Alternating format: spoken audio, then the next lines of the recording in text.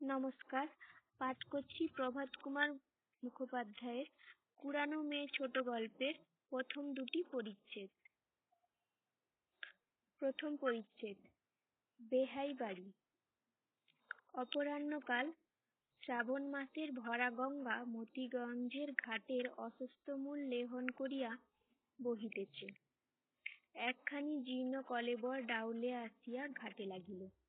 একটি শীর্ণকায় বৃদ্ধ ব্রাহ্মণ সাবধানে সন্তর্পণে তীরে অবতরণ করিলেন।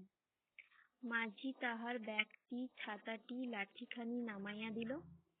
তিনি সেইগুলি হাতে লইয়া দাঁড়ি মাঝি খোরাকির জন্য একটি সিকি বাহির করিয়া দিলেন।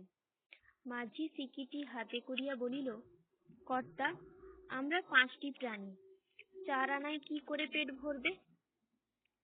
সে কি রে, 4 আনা কি অল্প হলো? ঠাকুর, 4 সের চাউল কিনতেই তো 4 আনা যাবে। হাঁড়ি আছে, কাঠ আছে, নুন তেল আছে। নে নে, আর 2 গন্ডা পয়সা নে, বলিয়া বৃদ্ধ অত্যন্ত সাবধানে 2-3 বার গনিয়া 8টি পয়সা মাঝির হাতে দিলেন। তবু মাঝি সন্তুষ্ট হইল না, বলিল, মশাই, 5-5টা পেট, সমস্ত দিন হাড় ভাঙা মেহনতের পর না হয় 8 গন্ডাই পুরোপুরি দিন। উভয় পক্ষে কিয়ৎক্ষণ কথা কাটাকাটির পর বৃদ্ধ 4টা পয়সা ফেলিয়া দিলেন।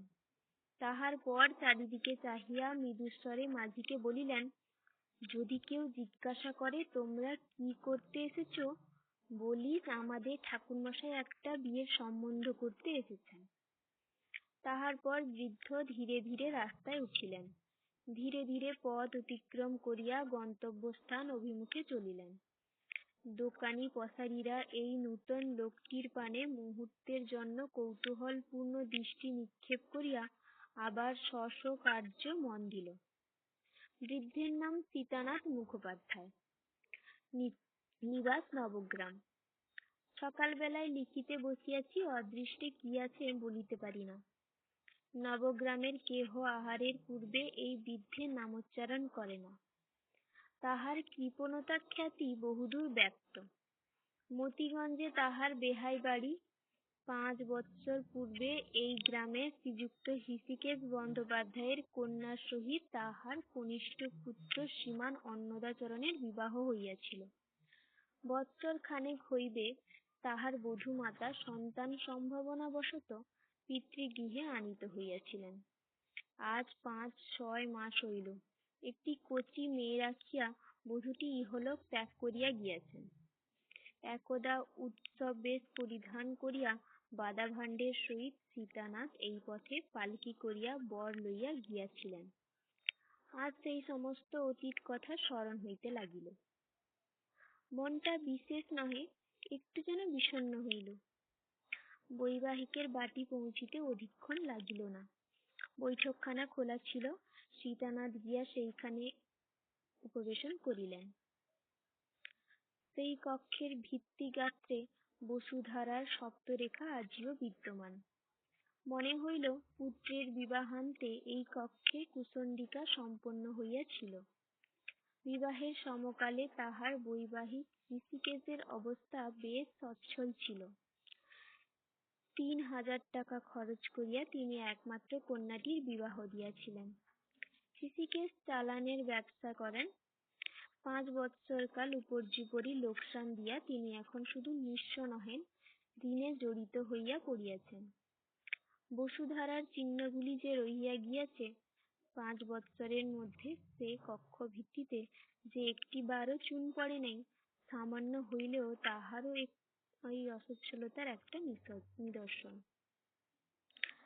এক ছোঁড়া চাকর বাহিরে বাগানের বেড়া বাঁধিতে বাঁধিতে সীতানাথের প্রতি আর চক্ষে চাহিতেছিলেন। বোধ হয় ভাবিতেছিল, বুড়ো নিশ্চয়ই তামাক চাহিবে, এবং তামাক সাজিতে গিয়া নিশ্চয়ই সেও 2 টান টানিয়া লইবে। বেচারি নূতন তামাক খাইতে শিখিয়াছিল। ধূম পিপাসাটা তখন তাহার অত্যন্ত বলবতী। কিন্তু সীতানাথের দৃষ্টি তাহার উপর পতিত হইবা মাত্রই বলিলেন, ওহে, বাবুকে একবার খবর দাও, নগিরের সীতেনাথ মুখুজ্জে এসেছেন। আশাহত বালক এ অনুরোধে বাক্যমাত্র ব্যয় না করিয়া নীরবে আগন্তুকের প্রতি একবার চাহিল, গভীরভাবে কাস্তেখানি বেড়ার গায়ে বুলাইল, দড়ির তলাটা ধীরে ধীরে গুটাইয়া ভালো জায়গায় রাখিল। তাহার পর অপ্রসন্ন মুখে মন্থর পদে অন্তঃপুরে প্রবেশ করিল। অনতি বিলম্বে হৃষিকেশ আধময়লা ধুতি পরিয়া একটা মোটা চাদর গায়ে দিয়া বাহির হইয়া আসিলেন।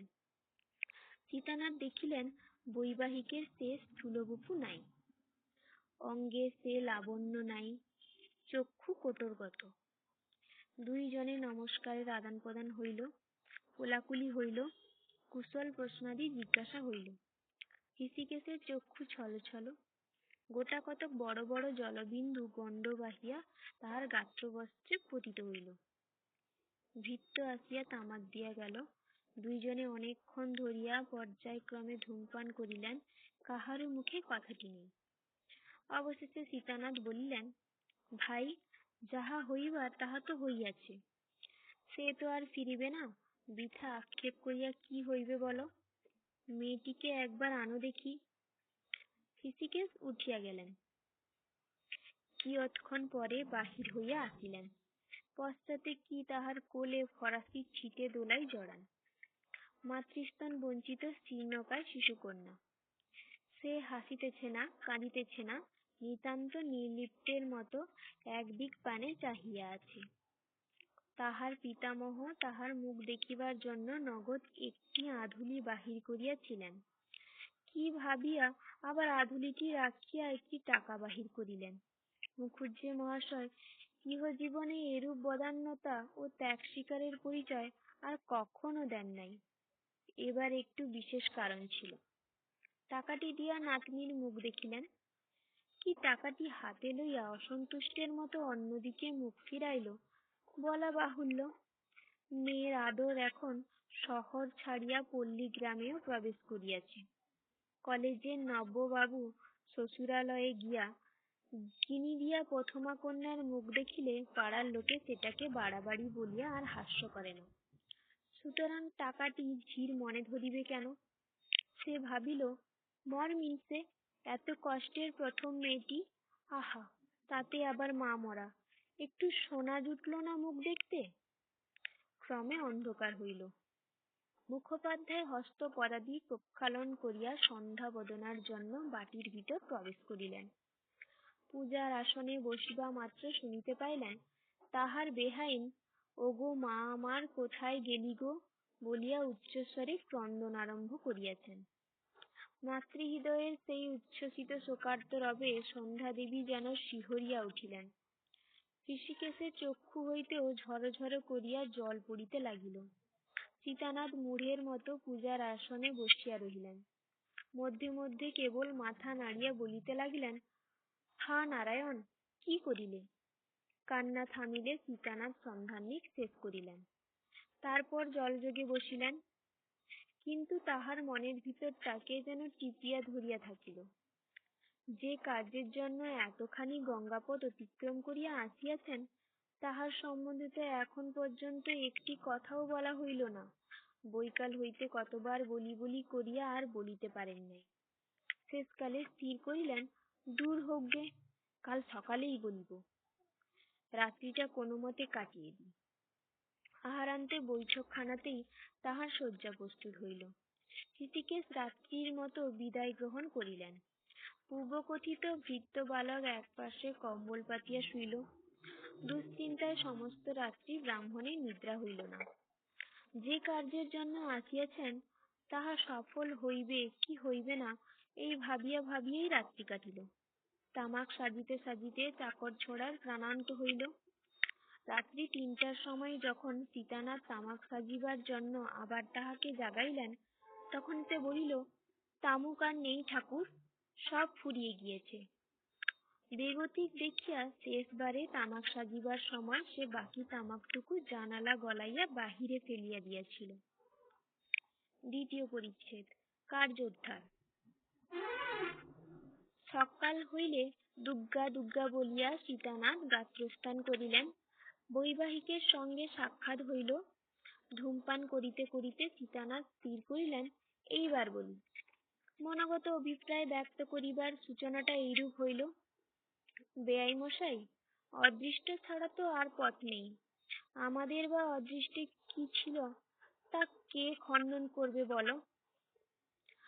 আমার আর 4টি বউ আছে, কিন্তু ছোট বৌমা যেমন ছিলেন তেমনটি কেউ নয়। আমার এত গুণের বউকে গিন্নি রেখে যেতে পারনি। সেই দুঃখই চিরকাল থাকবে। মার আমার যেমন রূপ তেমনি গুণ ছিল। তার গুণের পশুপক্ষী পর্যন্ত বশ হয়েছিল।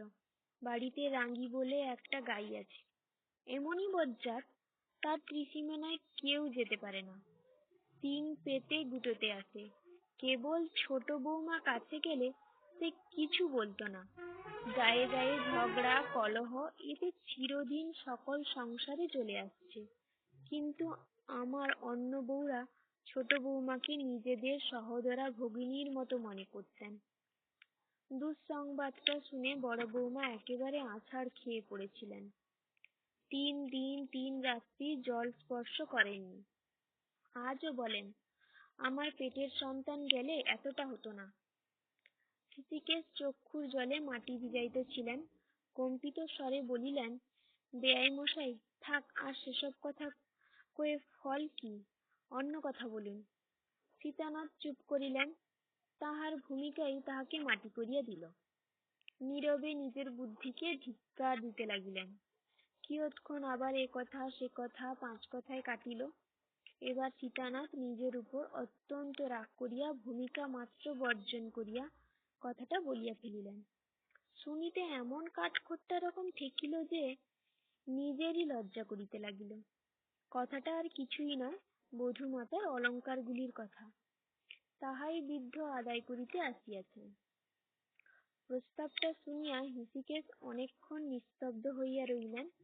বহিবাহিকের আগমন সংবাদ প্রাপ্তি মাত্রই তিনি ইহা বুঝিতে পারিয়াছিলেন, আর এ তো জানা কথা।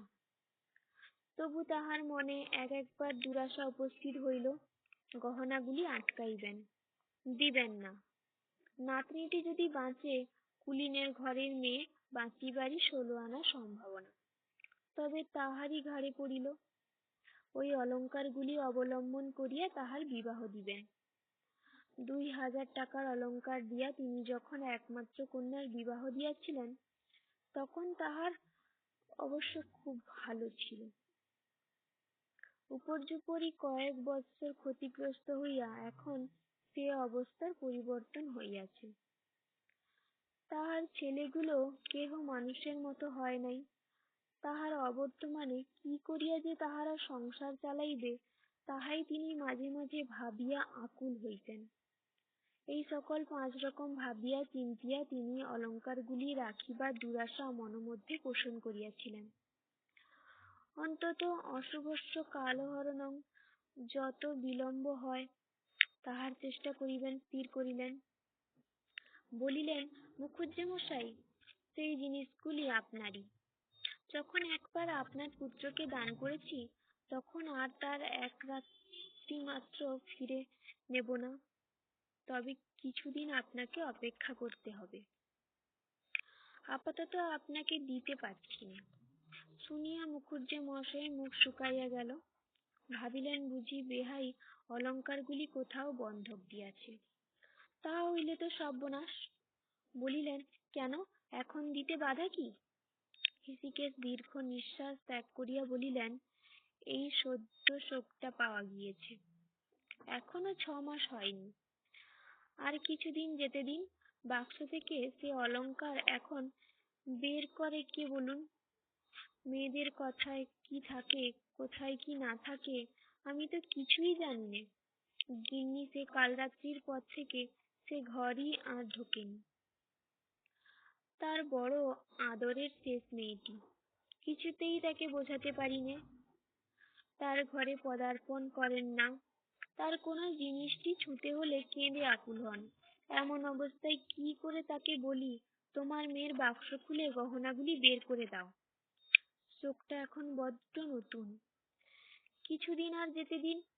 গহনা দেওয়ার বাধার স্বরূপ হৃষিকেশ কারণ যাহা দেখাইলেন তাহা নিতান্তই সত্য, তবে সকলের কাছে এ কারণ যথেষ্ট বলিয়া মনে না হইতে পারে। সীতানাথেরও মনে হইল না, একটু রাগ হইল। বলিলেন, ভাই, শোক আমারই কি লাগেনি? তবে কি করব, সংসার করতে গেলে শোক তাপ তো আছেই, এ থেকে কেউ নিস্তার পেলে এমন তো দেখলাম না। তা সে রাজাই বলো, বাদশাই বলো, আর পথের ভিখিরিই বলো, তবু সংসারী লোককে দুদিনে তা ভুলে গিয়ে খেতে হয়, শুতে হয়, হাসতে হয়, সংসার ধর্মে সবই করতে হয়। তা তার যদি অত শৌকই হয়ে থাকে তবে তুমিই না হয় চাবিটা চেয়ে খুলে আনোগে না। হৃষিকেশ আবার কিছুক্ষণ মৌনভাবে তামাক টানিতে লাগিলেন। বিলম্ব দেখিয়া সীতানাথ একবার তাগাদা করিলেন। তখনও হৃষিকেশ গহনাগুলি রাখিবার আশা ত্যাগ করিতে পারেন নাই। একটু কাতরভাবে বলিলেন, বেয়াই মশাই, একটা বৎসর যেতে দিন, তখন এসে গহনাগুলি নিয়ে যাবেন। যদি আজ্ঞা করেন তো আমিই মাথায় করে সেগুলি আপনার বাড়ি পৌঁছে দেব। সীতানাথ রুদ্ধস্বরে উত্তর করিলেন, মানুষের শরীর পদ্মপত্রের জল, আজ আছে কাল নেই। এক দণ্ডের কথা বলা যায় না, এক বৎসর যদি আমি না বাঁচি। হৃষিকেশ মনে মনে বলিলেন, না বাঁচে তো ওই গহনাতে তোমার শ্রাদ্ধের জোগাড় করা যাবে। প্রকাশ্যে বলিলেন, তাহলে আপনার গহনা আপনাদের কাছেই থাকবে, ওই গহনা দিয়ে আপনার পৌত্রীর বিবাহ দেব। সীতানাথ শ্লেষের স্বরে বলিলেন, তুমি কি মনে করেছ আমার নাতনি চিরদিনই তোমার ঘরে থাকবে? একটু বড় হলেই ওকে আমি নিয়ে যাব। বড় বৌমা মেয়েটিকে দেখবার জন্য পাগল।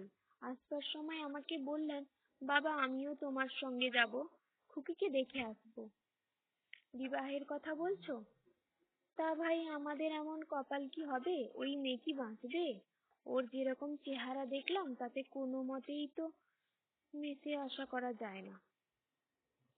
হৃষিকেশ ব্যবসায় বুদ্ধি সম্পন্ন লোক, স্তোত্রবাক্যে ভুলিবার পাত্র নহেন। বলিয়া ফেলিলেন, তা গহনা এখন থাকুক না, যখন মেয়ে নিয়ে যাবেন তখনই গহনা নিয়ে যাবেন। কথাটা শুনিয়া সীতানাথ জ্বলিয়া উঠিলেন। বলিলেন, ভায়া হে, আমাকে কি অবিশ্বাস করলে? জিনিসগুলি আটক করে ব্রাহ্মণকে মনক্ষুণ্ণ করে ফিরিয়ে দিলে কি তোমার মঙ্গল হবে? হৃষিকেশ বেয়াইয়ের চরিত্র পূর্ববুধি জানিতেন। তিনি যখন ধরিয়াছেন গহনা লইয়া যাইব, তখন যে না লইয়া ফিরিবেন এমন আশা নেই। সুতরাং আর আপত্তি উপস্থাপন করিয়া নিষ্ফল মনে করিলেন। বলিলেন, তবে নিয়ে যান। সীতানাথ মুখ প্রফুল্ল ভাব ধারণ করিল। বলিলেন, আহারাদির পর সকাল সকাল আজই বেরুতে হবে। তুমি তবে সেগুলো বের করে ঠিক করে রাখো, আমি গঙ্গা স্নানটা সেরে আসি। গঙ্গার ঘাটে আসিয়া অনেক দূর হইতে মাঝিকে উচ্চস্বরে সীতানাথ বলিলেন, ও মাঝি, যে বিয়ের সম্বন্ধ করতে এসেছিলাম সে তারা রাজি নয়, বলে অত গরিবের ঘরে আমরা মেয়ে দেব না। নৌকা ঠিক করে রাখো, খাওয়া দাওয়ার পর ছাড়া যাবে। বলিয়া ধূর্ত ব্রাহ্মণ চারিদিকে চাহিয়া দেখিল, ঘাট শুদ্ধ লোক তাহার কথাগুলি শুনিতে পাইয়াছে কিনা। যেরূপ উচ্চকণ্ঠে কথাগুলি উচ্চারিত হইয়াছিল তাহাতে নিতান্ত বধির ভিন্ন আর কাহারও না শুনিতে পাইবার সম্ভাবনা ছিল না। লোক মুখে চাওয়াচাওয়ি করিতে লাগিল। তাহার পর সীতানাথ গঙ্গা স্নান সমাপ্ত করিয়া অত্যন্ত আড়ম্বরের সহিত ঘাটে আহ্নিক করিতে বসিলেন। আজ দেবতাগণের বড়ই শুভদৃষ্ট। এরূপ ভক্তি বাহুল্যের সহিত পূজা সীতানাথ অনেক কাল করেন নাই। বাড়ি ফিরিয়া গিয়া আহারাদি শীঘ্র শীঘ্র শেষ করিলেন। বুড়োর আর দেরি সয় না। হৃষিকেশ বলিলেন, ভাই, এবার জিনিসগুলি নিয়ে এসো, দুর্গা বলে সকাল সকাল যাত্রা করি। হৃষিকেশ অন্তঃপুরে প্রবেশ করিয়া বড় বিলম্ব করিতে লাগিলেন। সীতানাথ ভাবিলেন, সেই দিতেই হবে, তবু কেমন যে কৃপণের স্বভাব, যতক্ষণ পারে ততক্ষণ দেরি করিতেছে। যা হোক, মনটার অবস্থা বেশ উৎফুল্ল থাকার দরুন সীতানাথ গুনগুন করিয়া একটা রাগিনী ধরিলেন, ছাড়ো মন বিষয়ী ভাবনা অসার, শুধু রাধানাথ পদ কর চিন্তা অনিবার। হৃষিকেশকে রিক্ত হস্তে ফিরিয়া আসিতে দেখিয়া সীতানাথের গান সহসা বাধাপ্রাপ্ত হইল। বিস্মিত হইয়া বলিলেন, কি হলো? হলো না? সে কি? হৃষিকেশ ব্যাপারখানা বুঝাইলেন। মুখুজ্যেমশাই, জিনিসগুলি আপনাকে দিতে প্রস্তুতই হয়েছিলাম। গিন্নিকে গিয়ে বলাতে প্রথমে তিনি কেঁদে ভাসিয়ে দিলেন, শেষে বললেন চাবি তো নেই। চাবি আমার মায়ের কাঁকালে ছিল, সে তারই সঙ্গে চিতায় উঠেছে। কথাটা সীতানাথের বিশ্বাস হইল না। রাগিয়া বলিলেন, সে আমি শুনবো না। চাবি না থাকে বাক্স ভাঙো। জিনিস আমি না নিয়ে যাচ্ছি নে। হৃষিকেশ বলিলেন, যদি না যান তবে বসে থাকুন, চাবি নেই আমি কি করব? এই তো অবস্থা। এর উপর কি কামার ডেকে এনে দমাদম করে সিন্দুক ভাঙান ভালো দেখায়? না, সেটা করান আপনার কর্তব্য কর্ম হয়। সীতানাথ মুখ চোখ বিকৃত করিয়া চেঁচাইয়া বলিলেন, না, আমার কর্তব্য কর্ম হয় না। রামমোহনকে ফাঁকি দেওয়াটাই তোমার কর্তব্য কর্ম হয়। দেবে কি না দেবে সেটা খোলসা করে বলো দেখি। যদি না দাও তবে পৈতে ছিঁড়ে অভিশাপ দিয়ে যাব, উচ্ছন্ন যাবে, রাত্রি বেরোবে না। বৈবাহিক প্রকারে মুখ চোখের ভঙ্গিমা দেখিয়া হৃষিকেশ বড় অপমান বোধ করিলেন। মনে মনে ভারী ঘৃণা হইল। স্বয়ং গিয়া কামার ডাকিয়া আনিলেন, দোতলার উপর তাহাকে লইয়া গিয়া সিন্দুক ভাঙাইলেন। মেয়ের মা এই নিষ্ঠুর কাণ্ড দেখিয়া মাটিতে লুটোপুটি করিয়া কাঁদিতে লাগিলেন। বৈবাহিক গহনা লইয়া বিদায় হইলে হৃষিকেশও শয্যাতলে আশ্রয় গ্রহণ করিলেন। সেদিন আর এই দম্পতির মুখে অন্নগ্রাস উঠিল না। নমস্কার।